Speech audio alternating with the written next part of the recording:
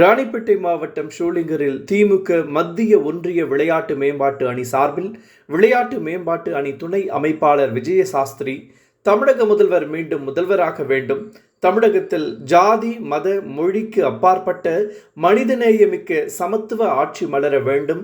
பெண்களுக்கும் குழந்தைகளுக்கும் மாற்றுத்திறனாளிகளுக்கும் மற்றும் முதியோர்களுக்கும் பாதுகாப்பு பெறவும்,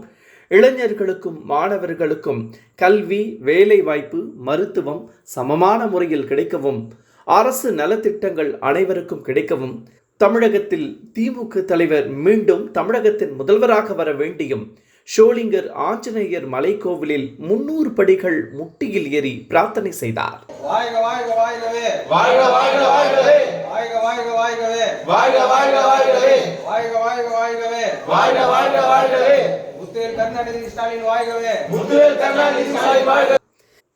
இந்த நிகழ்ச்சியின் போது ஷோலிங்கர் மத்திய ஒன்றிய விளையாட்டு மேம்பாட்டு அணி அமைப்பாளர் ஜெயக்குமார்,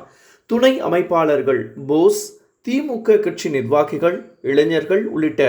ஷோலிங்கர் நகரை சுற்றியுள்ள கிராமங்களைச் சேர்ந்த இளைஞர்கள் கலந்து கொண்டனர்.